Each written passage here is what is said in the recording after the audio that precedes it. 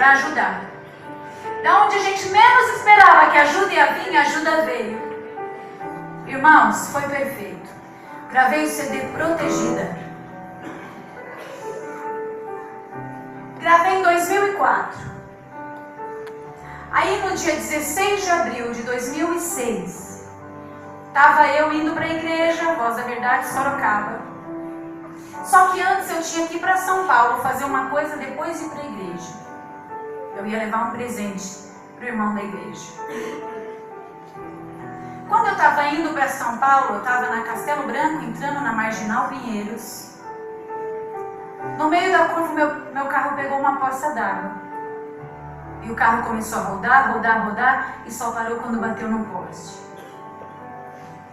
O poste quebrou no meio e o carro partiu em dois. Se vocês chegarem em casa, lembrarem e quiserem, entra no Google e coloca acidente Lídia Moisés. Vocês vão ver duas fotos de um Clio vermelho. O poste quebrado no meio e o carro partido em dois. Tem uma foto que você consegue ver até o bombeiro no meio do carro, que o carro estava partido. Irmão, sabe o que aconteceu com o carro? Ele vinha, assim, ele bateu e ele abraçou o poste, correto? Ele vinha, chegava no volante, ele passava um pouquinho do volante, o poste entrou dentro do carro e acabou o meu banco, o carro continuava. Como se alguém fizesse assim: eu vou matar, eu vou acabar com tudo. Mas o inimigo se esqueceu que quem manda na minha vida se chama Jesus Cristo. E que eu tomei uma decisão na minha vida de louvar e adorar, e que a minha vida, o meu corpo e tudo que há em mim seria somente para honrar e bendizer o nome do Senhor. Talvez por alguns segundos o inimigo se esqueceu disso. Quando eu cheguei no pronto-socorro, meus pais chegaram depois de mim. Eu já tinha sido levada para o pronto-socorro de Osasco. Eles me acharam pelo meu grito de dor. Meu pai entrou onde eu estava sendo atendida e minha mãe ficou do lado de fora esperando o médico passar para perguntar o que tinha acontecido comigo. Quando eu ia passando o médico, minha mãe disse: por favor, alguém me diz como está minha filha. O médico olhou para minha mãe e falou: quem é a sua filha, senhora? Ela falou: minha filha é a moça que está nessa sala. Eu preciso saber o que aconteceu com ela, que ninguém ainda me disse nada. O médico olhou para minha mãe e falou: senhora, se a sua filha é a moça que está nessa sala, ninguém aqui tem resposta nenhuma para te dar. A senhora acredita em milagres? É Deus, aleluia, Jesus. É tudo que um pastor prega a vida inteira. Seja o teu nome, Jesus. Deus vai honrar a sua decisão correta. E nem que o inferno se levante contra a sua vida, Deus vai te honrar. Ele vai honrar a sua decisão correta. Louvado seja o teu nome, Jesus. Porque Deus não é homem para que minta, e nem filho do homem para que se arrependa. O caminho está na nossa frente, a decisão é nossa. Escolha, nós temos várias, mas e a decisão? Qual é a decisão? O que eu decido, o que eu quero para o meu amanhã, eu tenho que fazer hoje. Porque senão eu derrapo e não saio do lugar. E Deus está dizendo, sabe o que? Eu tenho mais para te dar.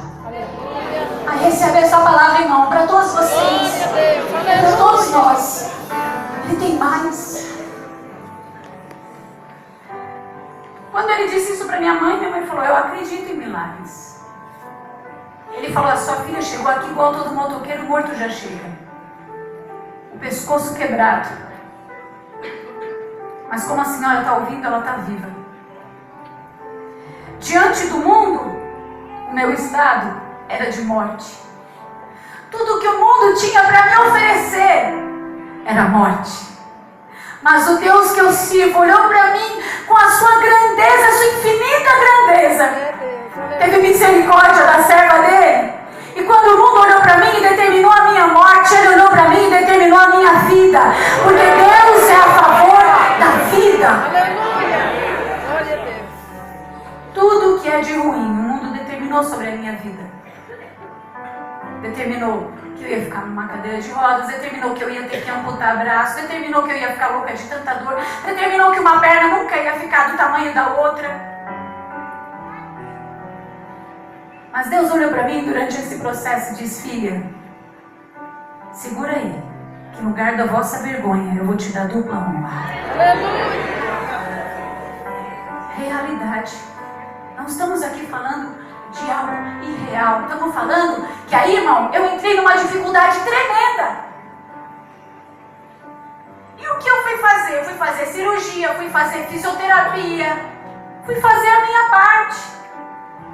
Porque muitas vezes a gente diz assim: estou esperando no Senhor, e a pessoa não move o papel no lugar que é a parte dela, que diz: estou esperando em Deus. Irmão, em nome de Jesus, faça a sua parte, porque Deus vai fazer a parte Glória dele. a Deus, aleluia. Em nome de Jesus, eu não sei o que é que você tem que fazer, mas Ele está dizendo: faça a sua parte, porque eu vou fazer a minha.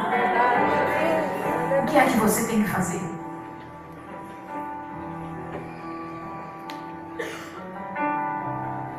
Cheguei no médico em São Paulo e disseram: você vai ter que amputar o braço. Eu vou ter que amputar o braço, vai ter que amputar o braço. Porque os nervos, irmão, não foi osso, não saiu nada do lugar com a pancada.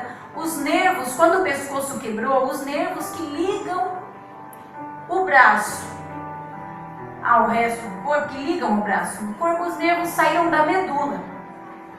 E quando desliga da medula, deixa eu te explicar, quando desliga da medula é a mesma coisa que eu pegar esse ventilador e tirar da tomada. O ventilador continua aqui, mas ele não mexe. E a medicina olhou para mim e falou: seu braço morreu, não tem movimento nenhum, irmãos. O braço começou a atrofiar, ficou roxo, gelado, morreu, pendurado no meu corpo. E sabe o que eu fui fazer? Fisioterapia. Por que você foi fazer fisioterapia? Porque eu fui deixar tudo no lugar, porque a hora que voltasse ia estar tudo no lugar. Mas eu não via movimento. Tudo que eu via era um braço morto.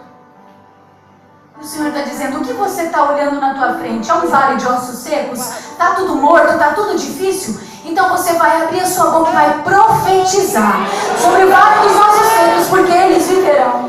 Irmãos, isso é palavra de Deus, irmão. Não é ficção, não é irreal. Isso é verdade, isso é vida. Essa é a única verdade. Glória a Deus. Obrigada, irmão. Aleluia. Procurei um médico em São Paulo. Ele disse que ajudava a fazer meu braço voltar a mexer, que eu não ia ter que amputar. E que o meu braço ia ficar perfeito, que eles iam tirar um nervo do pulmão, iam enxertar esse nervo no pescoço, e através da fisioterapia e hidroterapia, o nervo ia voltar a crescer dentro do meu corpo. Eu não sabia que isso existe, mas existe. Existe. A ciência se multiplicará, está escrito. O nervo volta a crescer dentro do corpo.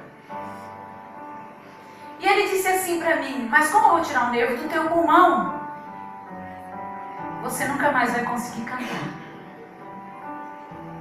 Qual foi a decisão que eu tinha tomado há alguns anos atrás? Não canto mais para o mundo, canto só para Deus. E o que o inimigo fez? Eu não matei, mas agora com a vaidade dela eu tiro a voz. Porque ela vai querer o braço.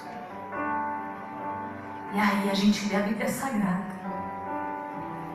E o Senhor nos diz assim, que no céu nós teremos um corpo transformado. Aleluia. E essa vida vai passar. Glória a Deus. Até um novo nome Ele vai me dar.